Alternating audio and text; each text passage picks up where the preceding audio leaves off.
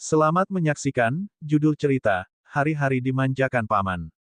Bab 54. Di depan pintu masuk sebuah bangunan yang sangat artistik. Andra memberikan kunci mobilnya pada si penjaga pintu untuk memarkirkan mobilnya. Kemudian, dengan sopan, dia membawa Pamela ke dalam galerinya. Tidak jauh dari tempat itu, sebuah mobil sport berhenti di pinggir jalan. Orang yang berada di dalam mobil menyaksikan semuanya. Carlo berkata dengan hati-hati, "Tuan, sepertinya mereka hanya datang untuk melihat pameran seni, ini bukan perselingkuhan." Hubungan antara keluarga Yanuar dan keluarga Dirgantara memang sudah kurang bagus. Kalau kamu membuntuti istri baru tuan muda mereka seperti ini, kamu bisa saja memperburuk perseteruan antara kedua keluarga ini. Justin tidak setuju, dia berkata, "Kamu tahu apa? Kalau seorang pria dan wanita pergi ke pameran seni bersama, pasti ada sesuatu di antara mereka." Sambil berbicara, Justin turun dari mobil dan hendak memasuki galeri untuk terus mengawasi Pamela. Namun, pekerja di depan pintu galeri malah menahannya dan berkata, "Maaf, Tuan. Anda nggak diundang, jadi nggak bisa masuk." Justin mengernyit dengan kesal sambil berkata, "Aku dari keluarga Yanuar. Keluarga kami hubungan baik dengan keluarga Bratajaya, kenapa aku nggak bisa masuk?" Mendengar ucapan Justin, pekerja ini menoleh dan memeriksa daftar undangan galeri ini dengan rekan kerjanya. Hanya ada Jason Yanuar, putra pertama keluarga Yanuar di daftar undangan Tuan Andra, nggak ada nama Tuan. Ini, mendengar gumaman para pekerja ini, Justin berdeham dan berkata, "Hari ini, kakakku nggak sempat datang, jadi aku mewakili dirinya." Pekerja itu berpikir sejenak, lalu berkata, "Kalau begitu, biarkan dia masuk, deh. Silakan masuk, Tuan Muda Justin." "Bagus." Dengan alis terangkat, Justin berjalan masuk dengan penuh percaya diri. Di dalam galeri, Pamela mengangkat kepalanya dan melihat lukisan, awan dan bangau, di atas dinding. Dia tampak terpukau. "Kamu sepertinya nggak tertarik dengan lukisan-lukisan terkenal itu, tapi kamu menyukai lukisan Berenice." Terdengar suara Andra yang elegan dari belakang. Tadi, dia pergi menyapa beberapa temannya. Sekarang, dia kembali berdiri di sisi Pamela. Pamela melirik sekilas ke arahnya sambil menjawab, "Ya, aku menyukainya." Andra bertanya dengan penasaran, "Kenapa kamu begitu menyukai Berenice?" "Lukisannya sebenarnya nggak populer di kalangan umum. Karena dia adalah idolaku." Melihat lukisan awal ibunya, suasana hati Pamela menjadi agak rumit. Dia hampir mengatakan bahwa Berenice adalah ibunya. Andra tersenyum dan berkata, "Ternyata begitu, Yal, kalau begitu, aku beruntung bisa bertemu dengan idolamu." Pamela menatap ke arah Andra dengan tegang sambil bertanya, "Kamu pernah bertemu langsung dengan Berenice?" "Kapan?" Andra mengangguk dan menjawab, "Saat aku masih kecil, aku beruntung bisa bertemu sekali dengannya. Ketiga lukisan ini juga dibeli oleh ayahku dari Berenice. Kemudian, ayahku memberikan 3 lukisan ini padaku." Mata Pamela berkilau. "Kalau begitu, menurutmu, Berenice orangnya seperti apa?" Setelah berpikir sejenak, Andra menjawab, "Seorang tante yang sangat cantik. Orangnya lemah lembut dan dingin. Dia memiliki pandangan yang unik, tapi dia tampak agak sombong, seperti karyanya, nggak disesuaikan untuk orang banyak." Benar, deskripsi Andra sama persis dengan ingatan Pamela tentang ibunya, yaitu orang yang sombong dan dingin, tetapi sangat lemah lembut terhadap keluarganya. Pamela bertanya lagi, "Andra, apakah kamu menjual 3 lukisan ini?" Tentu saja Andra memahami maksud pertanyaan Pamela. "Kamu mau beli?" tanya Andra.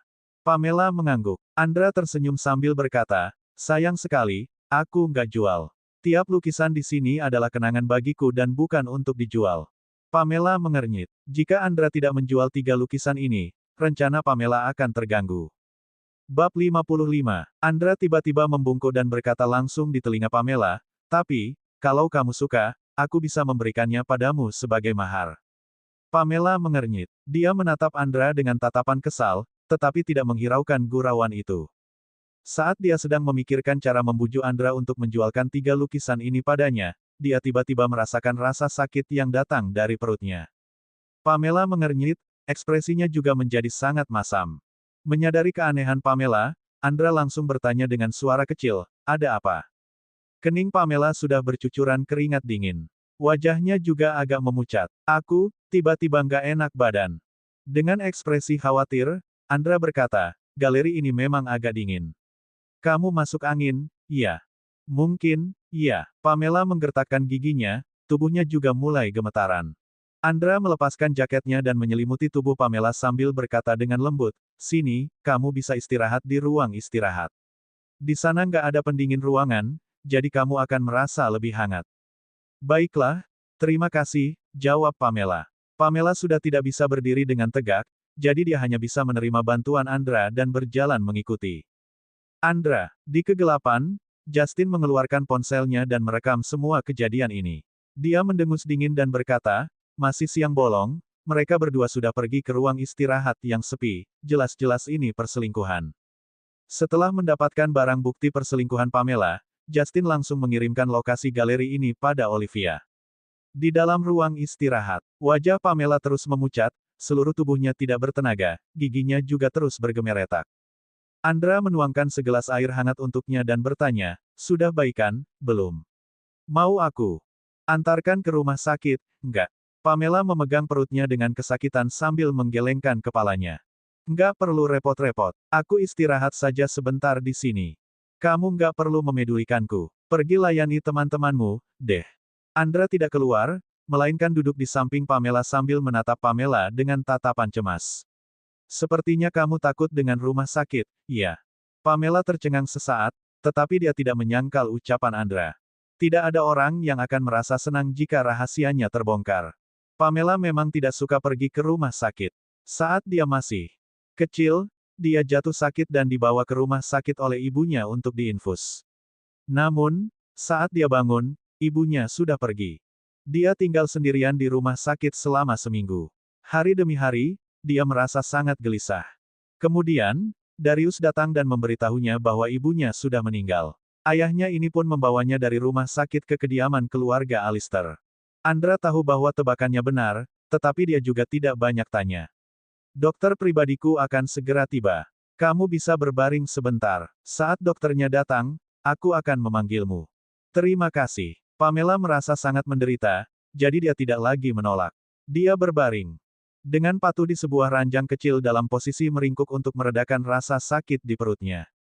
Tubuhnya diselimuti dengan jaket Andra. Kemudian, Andra menginstruksikan seseorang untuk mengambil selimut dan menutupi tubuhnya dengan selimut. Pada saat ini, "Olivia, kenapa kamu membawa nenek ke galeri? Nenek nggak suka melihat lukisan.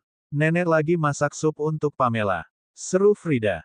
Olivia menopang Nyonya Frida berjalan memasuki galeri dan berkata dengan niat tersembunyi, "Nenek, di dalam, nenek akan melihat cucu menantu kesayangan nenek." Nyonya Frida tercengang sesaat, lalu bertanya dengan ragu-ragu, "Olivia, maksudmu, Pamela juga ada di sini?" Olivia tersenyum sinis sambil menganggukkan kepalanya. Pekerja di galeri mengenali nyonya besar dari keluarga Dirgantara, jadi dia tidak menghalangi mereka dan membiarkan mereka masuk dengan hormat. Olivia membawa neneknya bertemu dengan Justin di dalam galeri. Kemudian, kedua orang ini bergegas membawa Nyonya Frida ke ruang istirahat untuk memergoki perselingkuhan Pamela. Justin tidak memedulikan halangan pekerja di galeri. Dia langsung menendang pintu ruang istirahat dan melihat Pamela yang bersandar di pelukan Andra dengan lemas. Melihat adegan yang ambigu di dalam ruang istirahat ini, Nyonya Frida yang awalnya masih kebingungan seketika terkejut. "Pamela, kamu lagi ngapain?" Bab 56. Pamela menengadahkan kepalanya dan melihat Nyonya Frida. Pamela terkejut dulu, baru berkata dengan lemas, "Nenek, kok Anda datang kemari?" Nyonya Frida belum sempat berbicara, sudah melihat Olivia berkacak pinggang memarahinya sambil berjalan ke depan. "Pamela, bisa-bisanya kamu masih ada muka panggil nenek. Keluarga Dirgantara nggak mau menantu yang berselingkuh sepertimu." Justin terlihat sangat bangga, bahkan ikut berkata, "Pamela, kami sudah menangkap basah kamu berselingkuh, jadi kamu nggak usah pura-pura polos." Pamela mengerutkan alisnya. Saat ini, Pamela benar-benar tidak punya tenaga untuk berdalih dengan mereka. Andra hanya melihat beberapa orang yang menerobos itu dengan tenang, lalu melihat Pamela yang pucat. Terhadap hubungan mereka, Andra agak kaget, juga ada kesimpulan di dalam hatinya. Setelah dia memapah Pamela, dia berdiri dengan senyum sambil berkata, "Ternyata Nyonya Frida yang datang kemari, kok nggak ada yang duluan memberitahuku, ya? Kalau aku tahu Anda datang, aku pasti akan keluar untuk menjemput Anda." Olivia menyela lagi dengan cemooh, "Dasar pria brengsek. Kalau duluan memberitahu kalian, bagaimana kami bisa mengetahui kalian selingkuh?" Terus, nenekku nggak butuh dijemput oleh orang sepertimu. Andra tetap tersenyum, lalu melirik Olivia yang berkata lancang, tapi dia tidak menghiraukan Olivia, hanya terus menjelaskan pada Nyonya Frida dengan tenang dan anggun, Nyonya Frida, Lala nggak enak badan, dia hanya beristirahat sejenak di sini. Tadi dia ingin ke kamar mandi, tapi karena tubuhnya yang lemas, jadi dia jatuh. Sedangkan aku hanya memapahnya saja, kebetulan adegan ini dilihat oleh kalian yang masuk. Justin yang di samping menyindir dengan senyum dingin, Lala. Panggilan yang akrab, kamu kira kami akan percaya dengan omonganmu itu? Nggak enak badan hanya alasan kalian saja.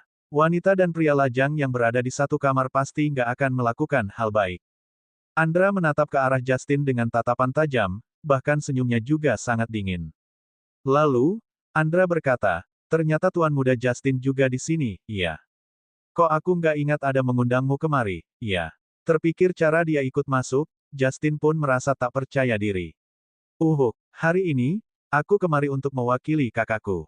Andra tersenyum. Oh, benarkah? Saat ini, Steffi masuk ke dalam dengan ekspresi bingung. Justin, ternyata kamu di sini, iya. Aku sudah mencarimu sangat lama. Tadi, kamu buru-buru meneleponku untuk menyuruhku kemari. Memangnya ada masalah apa?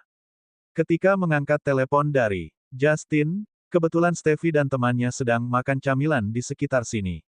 Begitu mendengar hal ini berkaitan dengan Pamela yang berselingkuh, dia pun segera datang untuk melihat pertunjukan menarik ini. Justin menunjuk Pamela yang di tempat tidur.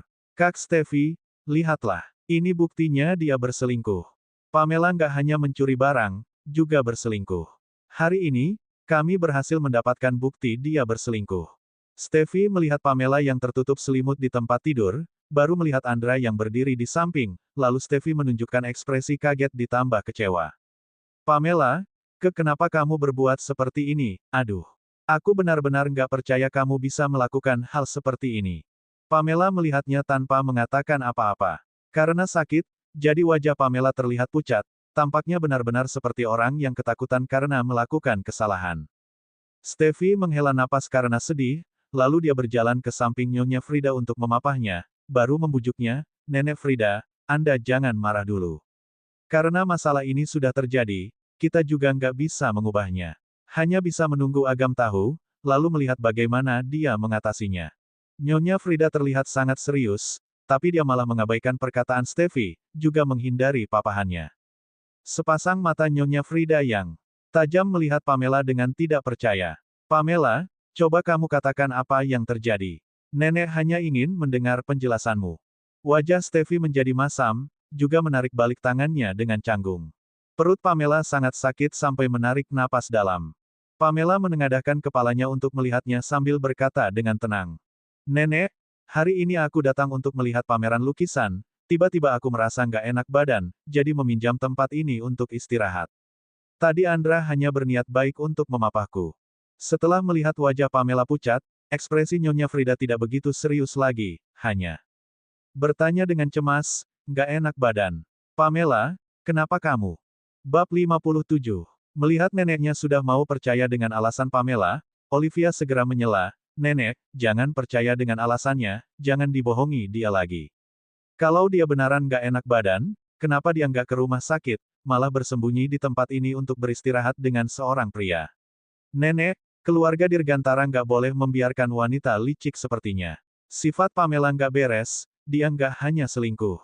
Semalam dia juga mencuri jam tangan Kak Steffi. Kalau nggak percaya, Nenek tanya saja pada Kak Steffi. Steffi menunjukkan ekspresi murah hati sambil menggelengkan kepala. Nenek Frida, sebenarnya nggak apa-apa, kok.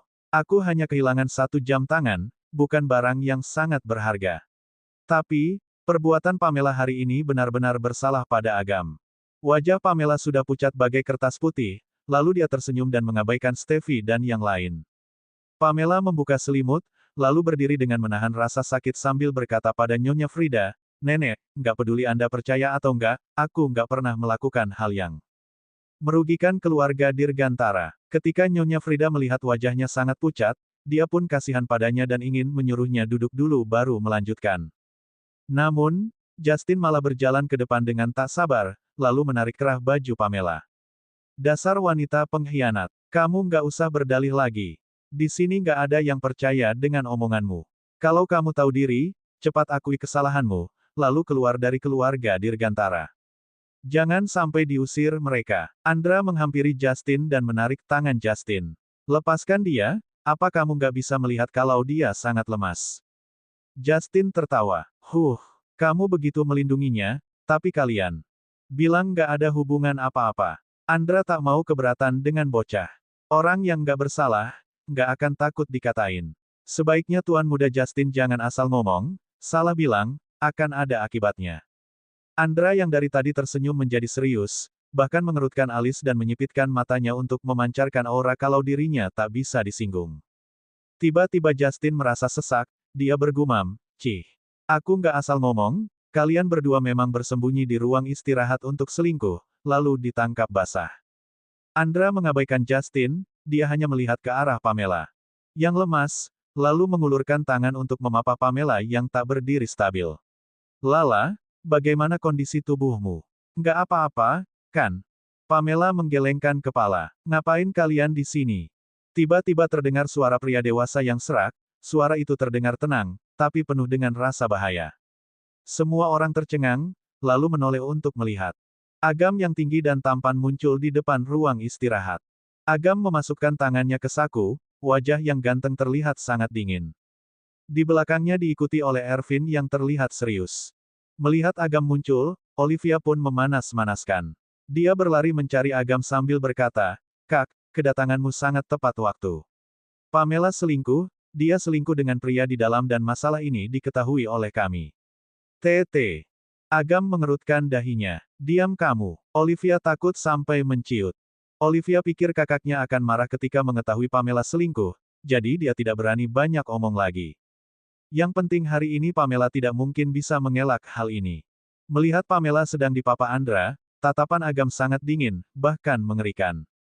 Bab 58. Melihat adegan saat ini, Steffi merasa akan ada tontonan menarik, jadi tatapannya terlihat sangat senang. Pamela menghancurkan 1 jam tangannya, hari ini balasannya sudah datang. Perlukah di saat ini bilang, mampus?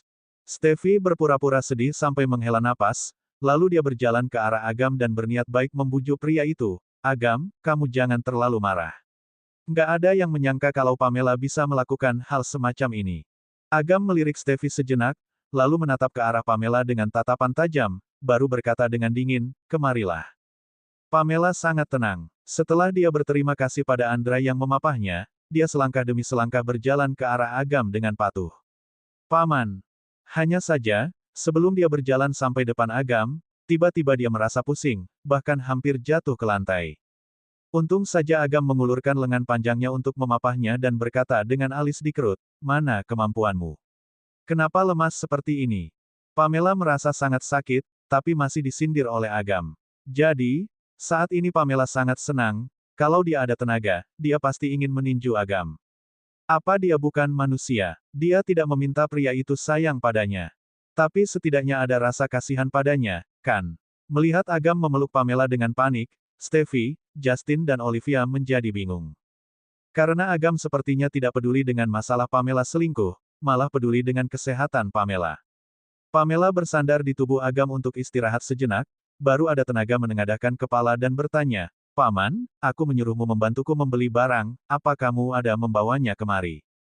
Setelah mendengar ini, semua orang tidak mengerti. Barang apa? Mengungkit barang itu, Agam yang dewasa serta tampan itu pun menunjukkan ekspresi tak berdaya dan malu yang tak pernah dia tunjukkan. Kemudian, Agam mengeluarkan sebungkus pembalut dari saku jas yang indah itu, baru memberikan pada Pamela. "Terima kasih." Setelah mengambil barang itu, Pamela keluar dari pelukannya, lalu berjalan ke kamar mandi dengan lemas. Agam menggunakan tatapannya untuk memerintah Ervin menemani Pamela. Tiba-tiba suasana di ruang istirahat menjadi rumit. Steffi, Justin dan Olivia pun kaget. Di hati mereka, Agam adalah pria yang susah didekati, tak disangka dia akan membantu Pamela membeli barang seperti itu. Nyonya Frida juga dapat melihat. Kalau mereka berdua tidak ada masalah kepercayaan, jadi masalah yang dikatakan Olivia pasti tak benar. Nyonya Frida pun menghampirinya dan bertanya, "Agam, apa yang terjadi? Apa kamu juga tahu Pamela di sini?" Agam menganggukkan kepalanya. "Ya, aku tahu. Hari ini, dia datang melihat pameran lukisan, juga sudah memberitahuku dulu. Kemudian, dia mengirim pesan untuk memberitahuku kalau dia nggak enak badan, jadi memintaku menjemputnya. Semua orang tercengang. Sementara ekspresi Justin dan Olivia sudah masam sekali. Apa yang terjadi? Pamela yang memanggil Agam kemari. Pamela keluar untuk bertemu dengan pria lain, tapi dia sudah duluan memberi tahu Agam. Apa yang terjadi? Ketika Nyonya Frida mengingat wajah Pamela yang pucat, dia pun cemas. Agam, Pamela terlihat sangat sakit, kamu harus membawanya ke rumah sakit untuk memeriksa kenapa dia bisa begini. Tatapan Agam terlihat dingin, dia juga memijat alisnya sambil berkata, Nenek, jangan khawatir. Dia nggak apa-apa, setiap bulan wanita pasti merasa nggak nyaman di beberapa hari tertentu, nanti aku akan membawanya ke rumah sakit untuk memeriksa kondisinya.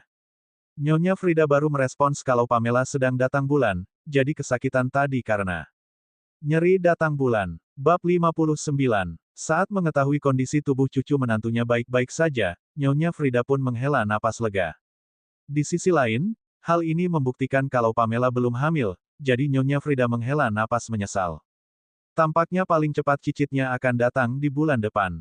Karena hal ini tidak terjadi seperti harapan Justin, jadi Justin yang tak mau menyerah mengingatkan, Kak Agam, sebelum kamu datang, Pamela sedang berbaring di ruang istirahat bersama pria bernama Andra. Wanita dan pria berada di satu ruang tanpa alasan jelas, bisa dibilang wanita ini nggak beres, kamu seharusnya menceraikannya. Agam melihat ke arah Justin. Kamu nggak usah belajar, iya. Kenapa begitu memedulikan urusan istriku? Punggung Justin merinding, bahkan menelan air ludah. Hari ini aku sudah minta izin. Agam mengerutkan alisnya, hanya untuk mengawasi istriku. Justin berkata dengan gagap, aku nggak sengaja menemukan dia asal pergi, jadi aku mengikutinya, lalu menemukan dia berkencan dengan pria lain. Ekspresi Agam tidak berubah, hanya menyipitkan matanya. Justin, aku ingatkan kamu, dia menikah denganku untuk menjadi istriku, bukan memenjarakan dirinya di kediaman keluarga Dirgantara. Biasanya, dia mau kemana, mau menemui siapa, itu kebebasannya. Aku sebagai suaminya percaya dia nggak akan melakukan hal yang keterlaluan. Justin masih tak mau kalah, dia berkata dengan keras, tapi dia sudah melakukan hal yang keterlaluan, dia berada di satu ruangan dengan pria lain, bahkan berbaring di tempat tidur. Olivia juga ikut berkata, Kak, Pamela benar-benar. Agam melihat ke arah Olivia dengan dingin. Kamu juga ikut semena-mena, iya. Bahkan membawa nenek kemari. Nenek sudah tua, kalau dia kaget akal. Hal ini dan terjadi apa-apa, bagaimana kamu sampaikan hal ini padaku? Olivia tak berani melawan lagi. Kak, aku, cepat papah nenek dan pulang. Perintah Agam dengan nada dingin. Oh, Olivia tak berani melawan lagi, hanya bisa memapah nenek berjalan keluar dan pulang dengan patuh. Saat melihat adegan seperti ini, Steffi pun kaget. Setelah berpikir, dia berpura-pura baik hati dan menengahi, Agam, Justin dan Olivia masih kecil dan belum tahu apa-apa. Tapi, mereka berbuat begini karena peduli padamu, jadi, bagaimana denganmu? Agam menatap ke arah Steffi. Dengan dingin, Steffi menjadi gugup. Aku tentu saja. Agam terlihat tidak senang. Mereka masih kecil, jadi nggak tahu apa-apa. Apa kamu juga sama? Steffi mengerutkan alis dan masih tak menyerah. Agam, tapi kami memang melihat Pamela berbaring di tempat tidur. Dia hanya datang melihat pameran lukisan, lalu dia istirahat di sini karena nggak enak badan. Apa ada yang aneh? Suara bicara Agam sangat rendah dan tenang, bahkan penuh dengan keyakinan. Steffi tercengang. Agam, apa kamu begitu percaya padanya? Bahkan kamu nggak percaya dengan apa yang kami lihat. Agam menjawab, aku nggak punya alasan buat nggak percaya pada istriku dan mempercayai beberapa orang yang kurang kerjaan. Steffi sangat kaget, bahkan tidak bisa mengungkapkan rasa kagetnya dengan ucapan. Saat makan hotpot, dia sudah melihat kepedulian Agam pada Pamela. Hari ini, dia melihat Agam mempercayai Pamela tanpa alasan. Steffi harus mengakui kalau Pamela sungguh hebat. Karena hal itu tidak sesuai harapan mereka, jadi Olivia memapah Nyonya Frida pulang, Steffi juga menarik Justin pergi. Di ruang istirahat, hanya tersisa dua pria yang saling melihat dengan suasana yang ens. Tak lama kemudian, Andra mengangkat bahunya dengan anggun sambil tersenyum. Agam, lama nggak berjumpa. Bab 60. Agam hanya mengiyakan, lalu bertanya, kapan kamu pulang? Andra berjalan maju sambil tersenyum ceria. Sekitar seminggu lalu, kepulanganku kali ini agak mendadak, jadi belum sempat mencarimu dan Derry untuk berkumpul. Tatapan Agam terlihat tenang. Nggak usah buru-buru, tunggu kamu ada waktu saja. Andra tertawa lagi. Agam, sebenarnya waktu itu kita sudah bertemu di Wirel Bar, hanya saja saat itu kamu ada urusan, jadi aku juga nggak berani menyapamu. Benarkah? Ekspresi Agam masih tidak berubah, tapi matanya yang tajam ada aura dingin. Waktu itu di Wirel Bar, mereka memang sudah saling melihat dari kejauhan. Waktu itu Pamela kalah main game di ruang Snow, jadi dia dihukum untuk mencari seorang pria dan berciuman dengan pria itu. Sementara Andra adalah pilihannya waktu itu. Andra berkata lagi, Agam, kudengar kamu sudah menikah, tampaknya aku sudah melewatkan acara pernikahanmu. Agam tersenyum dengan acuh tak acuh. Kalau kamu mau memberi kami selamat, lain hari kami bisa mengundangmu makan bersama. Andra tercengang, lalu tersenyum. Baiklah, aku akan tunggu undangan kalian. Saat ini, Ervin berjalan menghampiri dan berkata, Tuan muda, kondisi Nona Pamela kurang baik, entah kenapa dia tiba-tiba mimisan. Agam mengerutkan dahinya, lalu berjalan ke kamar mandi. Andra juga ikut. Di wastafel yang boleh dipakai wanita dan pria. Pamela sedang membungkukkan tubuhnya untuk membersihkan darah di hidung, sehingga wastafel yang putih itu ada warna merah muda. Setelah dibersihkan, Pamela menggulung tisu menjadi panjang dan memasukkan ke dalam lubang hidung. Begitu Pamela menolehkan kepala, tampangnya yang lucu terlihat seperti kucing yang kasihan. Agam sedang berdiri di belakangnya dan menatapnya dengan tatapan cemooh. Pamela sangat lemas, bahkan sepasang matanya juga terlihat tidak semangat. Paman, aku sudah selesai, kita sudah bisa pergi. Selesai berbicara, Pamela berjalan dengan langkah lemasnya, lalu dia melewati sisi Agam dan berusaha berjalan keluar. Agam mengerutkan alisnya, lalu berbalik untuk mengejarnya dan menggendongnya. Pamela terkejut. Paman, apa yang sudah lemas begitu? Menurutmu apa yang kulakukan? Ke rumah sakit. Aku nggak mau ke rumah sakit. Agam menundukkan kepala untuk melihat Pamela yang pucat dan lemas. Nak, patuhlah. Sebelum kamu dan aku mengakhiri hubungan pernikahan ini, kesehatanmu ada kaitan dengan masalahku. Aku nggak tertarik menjadi duda di usia muda ini. Ternyata seperti ini. Pamela mengerutkan alisnya sambil tersenyum. Paman, kamu jangan khawatir, meski kamu duluan mati, aku juga belum mati. Melihat tampangnya yang lemas, tetapi masih keras kepala. Tatapan Agam pun ada rasa ejekan. Kalau aku mati, kamu jadi janda, dong. Pamela tersenyum sinis. Kalau begitu, bukankah aku sangat senang? Sebagai istrimu, aku bisa langsung mewarisi kekayaanmu, ditambah di rumah sudah nggak ada suami, jadi aku nggak repot lagi. Ekspresi Agam menjadi masam, tapi dia juga tertawa karena kesal. Tampaknya kelak aku harus mewaspadaimu, takut kamu membunuh suami. Pamela memelototinya, lalu menoleh untuk tidak melihatnya. Sudahlah, gendong ya gendong saja, Pamela tak mau melawan. Lagi, ditambah Pamela benar-benar sakit, jadi tidak ada tenaga tambahan untuk melawan, bahkan tidak ada tenaga untuk berjalan. Saat ini, Pamela merasa dirinya menukar sepasang kaki ikan duyung dengan penyihir, sehingga setiap langkah seperti berjalan di pecahan kaca. Hanya saja, ikan duyung akan merasa kakinya sakit ketika berjalan, sedangkan dia merasa perutnya sakit. Cerita bersambung.